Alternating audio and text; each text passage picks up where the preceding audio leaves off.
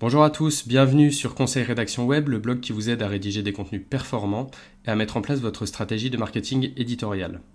Alors, aujourd'hui on va tester la plateforme de content marketing de SEMrush.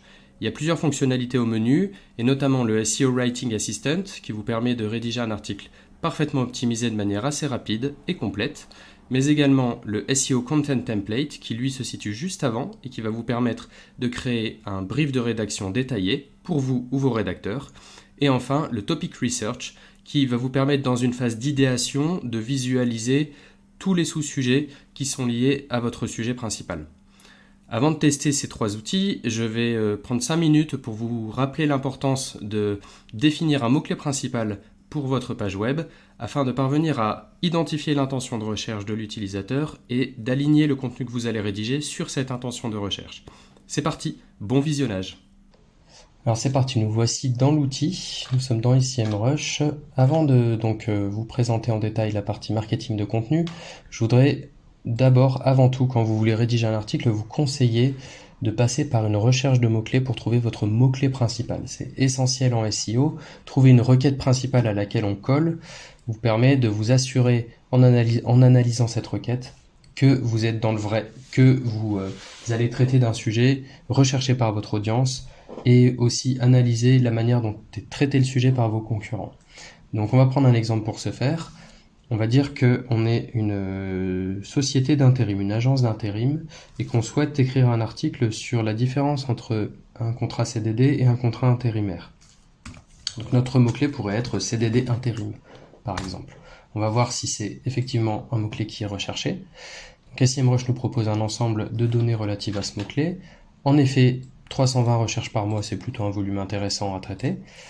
Une difficulté plutôt faible, donc là encore c'est intéressant, ça veut dire qu'au final vous n'allez pas avoir besoin de beaucoup de backlinks pour pouvoir performer dans la SERP, arriver en haut de la SERP, ce qui est plutôt pratique quand on rédige des contenus.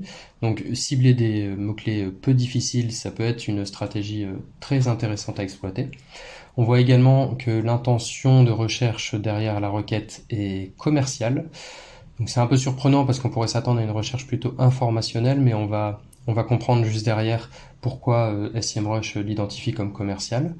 Ensuite, il y a un bloc relatif à des mots-clés et des questions qui sont sur le sujet, en tout cas qui sont en rapport avec le mot-clé CDD intérim.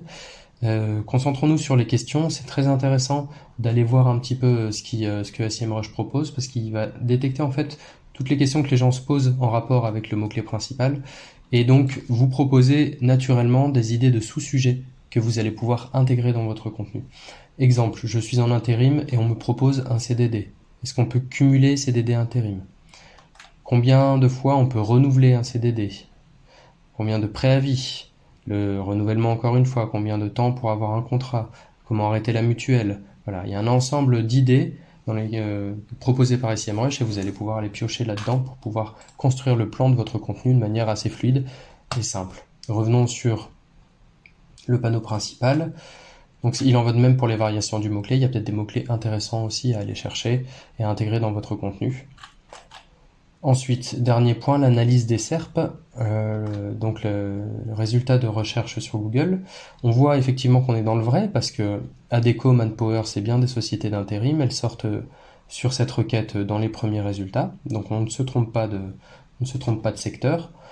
Par contre, le petit souci avec la proposition de SEMrush, c'est qu'on n'a pas assez de contexte. On voit juste l'URL et le domaine. Nous, pour bien s'assurer de la bonne manière de traiter le sujet, il faut qu'on voit la métadescription, il faut qu'on voit du contexte, les titres, comment ils sont rédigés, pour comprendre l'angle qui a été pris par nos concurrents. Et donc, pour ça, il faut passer par une recherche manuelle. Donc, je vous le fais rapidement. CDD intérim, je l'ai re-rentré dans Google. On voit quelle est la différence entre CDD et intérim. Ensuite, tout de suite des questions. Ensuite, on voit un panneau en rapport avec des offres d'emploi. Et je pense que c'est pour ça qu'SEMrush identifie cette requête comme dotée d'une intention commerciale et non informationnelle. Mais en vrai, en dessous, il n'y a que des contenus en rapport avec le questionnement entre l'intérim et le CDD. Quel est le mieux pour le salarié? Quel contrat privilégié? Embaucher en CDD ou en intérim? CDD ou intérim ou CDD? Il n'y a pas de doute là-dessus. c'est véritablement une requête informationnelle. Donc ça colle avec notre idée d'article, on veut faire un comparatif entre l'intérim et le CDD, et on voit que les 3/4 des résultats de la SERP sont des questions, un comparatif intérim ou CDD, quel contrat choisir en 2022, on est dans le vrai. Maintenant que notre mot-clé est validé, on peut passer à la partie marketing de contenu. Ça se fait en 3 étapes. Le topic research, ça va être une manière de visualiser tous les sous-sujets, un peu comme on vient de le voir, mais de manière structurée, tous les sous-sujets en rapport avec notre mot-clé principal. Donc j'avais déjà préparé ma recherche, je vais revenir sur le premier tableau qui vous sera affiché quand vous entrerez votre mot-clé. Vous verrez un ensemble de sous-sujets. Période d'essai, code du travail, prime de précarité, délai de carence, ça c'est des sujets qui sont forcément à intégrer. Après, à vous de choisir ceux que vous prenez en fonction de vos compétences, votre connaissance et puis votre valeur ajoutée. Mais en tout cas, SEMrush a le mérite de vous proposer au large toutes les thématiques qui sont recherchées en rapport avec le sujet. Vous voyez des volumes de recherche qui sont proposés. Et quand on déroule par exemple une thématique, eh bien on voit les articles qui performent en rapport avec cette thématique, mais également des questions qui sont reliées au sujet. Donc à vous d'aller trouver vraiment voilà, pour ce qui est intéressant pour vous et pertinent pour votre audience. Après, vous avez plusieurs onglets qui vous permettent de changer les vues. Notamment voilà, un dernier onglet carte mentale. Encore une fois, cette partie topic research, elle brasse au large toutes les idées qui sont reliées à votre mot-clé. Ça ne veut pas dire qu'il faut toutes les prendre. Bien au contraire, vous voyez, si on rentre dans le détail, si je scrolle un petit peu, j'ai pas forcément qu'est-ce que c'est la charge patronale. Bon, ça n'a pas trop de rapport avec mon sujet. Donc on peut peut-être un petit peu s'éloigner rapidement. Donc à vous de faire un filtre manuel. En tout cas, vous avez toutes les cartes en main. Ensuite, vous pouvez passer au SEO Content Template. Ça, c'est ni plus ni moins que le brief de rédaction pour votre article. Donc je l'avais déjà préparé, voir le modèle SEO.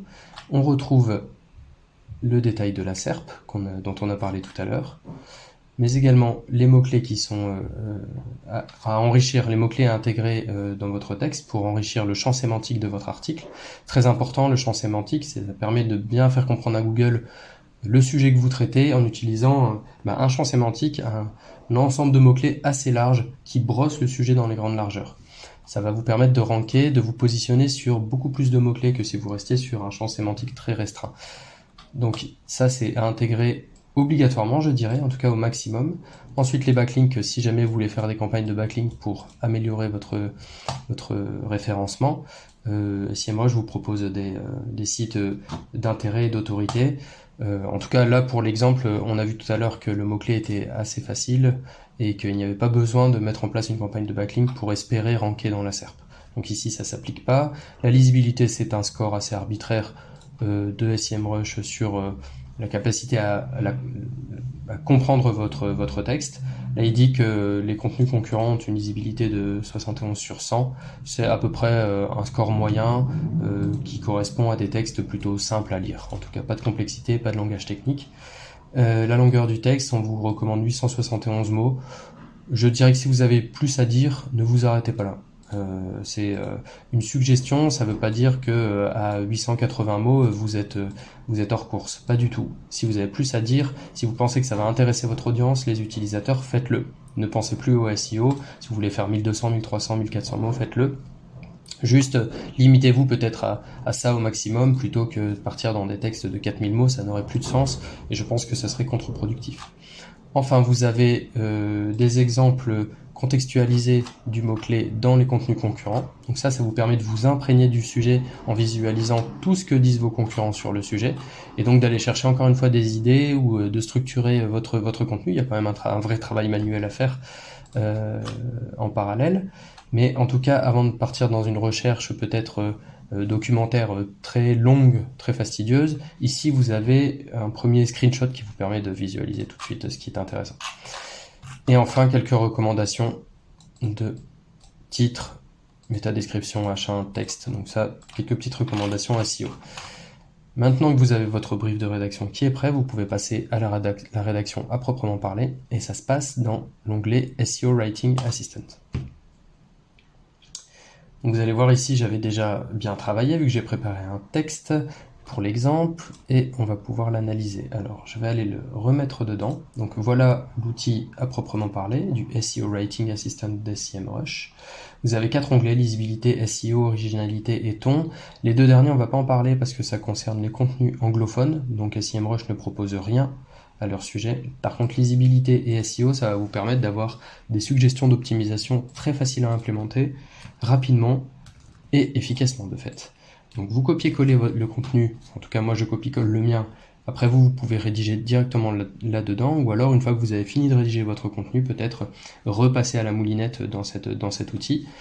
Ce qui est bien, c'est que la mise en forme est conservée, peu importe le document depuis lequel vous importez votre contenu. Il n'y a pas de problème de mise en forme, les H1, les H2 restent des H2, les H3 aussi, le gras, les emojis, les images, tout est conservé. Donc même optimiser un contenu récupéré dans un back-office ou alors même sur le front d'un site internet, c'est pas un problème. Donc vous voyez que SEMrush me dit que c'est plutôt bien, parfait, et il me donne quand même quelques suggestions. Il me dit que je suis assez dans le vrai au niveau de la lisibilité, j'ai fait trop long, selon lui. Les titres, pas de problème, tout va bien. Pas de problème de contenu non plus, il est optimisé pour être clair à lire. Vous voyez, c'est quelques recommandations, donc ça peut être traité assez facilement si vous voyez qu'ici il y a des problèmes. Voilà, ça dépassera pas 4 ou 5 problèmes. Ensuite, sur le SEO, là c'est sur les mots-clés à proprement parler. Donc le mot-clé cible, il est bien dans mon texte, donc il est affiché en vert. Ensuite, il analyse aussi tous les mots-clés du champ sémantique et il me dit ceux que j'ai utilisés et ceux que j'ai pas utilisés. Donc si j'ai envie d'optimiser, eh bien je vois par exemple la salarié en CDI, je mets CDI, je recherche, voilà, je vois voilà, toutes les occurrences CDI dans mon texte, au même niveau que le serait un employé en CDI. Et bien parfait, je peux remplacer ici employé par salarié. Et ça passe en vert de ce côté-là, et ça va même faire monter mon content score à 8,3, vous voyez. Donc ça me permet d'optimiser assez facilement, une fois que c'est faisable, hein. Après vous n'avez pas besoin de repenser tout un paragraphe pour pouvoir intégrer un mot-clé, si ça se joue que sur un mot-clé, mais essayez d'en intégrer un maximum, vous voyez. Ensuite il me dit d'ajouter des halts à mes images, ok, problème de lien, effectivement il faut que je fasse des liens peut-être externes vers des ressources d'autorité, comme des sites gouvernementaux, des choses comme ça. Problème de titre, il me dit que j'ai au moins un de mes mots-clés cibles. Ah oui, que j'ai utilisé plusieurs fois mon mot-clé cible dans des intertitres, je pense. CDD ou intérim. Effectivement, il est là aussi, donc voilà, je l'ai utilisé 2 fois et donc ça ne lui plaît pas. Il considère que l'utiliser une fois, c'est déjà suffisant. Une fois dans le H1, une fois dans un intertitre. Voilà, c'est quelques recommandations qui vous permettent d'optimiser assez facilement et de manière assez visuelle votre contenu. Et dernière fonctionnalité dont je voulais vous parler rapidement, c'est la partie reformulation. En fin de compte, si vous avez besoin de reformuler votre texte en conservant le même ton et la même lisibilité, vous pouvez demander à SEMrush de le faire. Ça coûte assez cher en crédit, donc je l'ai déjà testé une première fois. Je vais plutôt vous montrer le screenshot du rendu. Voilà. Alors, vous voyez, j'ai mis mon introduction et j'ai cherché à voir s'il était capable de reformuler correctement mon introduction. Et alors, il s'avère que c'est assez performant. Vous voyez, si vous êtes concerné par l'un ou l'autre de ces contrats, ou si vous êtes en charge du recrutement dans une entreprise, vous trouverez ci-dessous les principales différences entre le CDD et l'intérim. C'est fluide, c'est bien rédigé, c'est concis. Franchement, cette partie-là, je la recommande, même si les crédits partent très très vite. Et c'est le dernier point que je voulais aborder, c'est que cet outil de marketing de contenu n'est accessible que dans la version gourou de SEMrush, c'est-à-dire le volet 2 de la version payante. Il y a la version pro autour de 100 € par mois, et puis la version gourou autour de 200 € par mois qui vous permet d'acquérir cette partie marketing de contenu en plus de toutes les autres fonctionnalités. Donc, si vous avez la chance de pouvoir utiliser SEMrush dans le cadre de votre activité professionnelle, n'hésitez pas en tout cas à vous pencher sur la partie marketing de contenu, car comme vous pouvez le voir, c'est simple, intéressant et ça vous permet de vous imprégner facilement et rapidement d'un sujet. Voilà, je vous remercie de m'avoir écouté et puis je vous dis à très bientôt pour une nouvelle vidéo. Salut!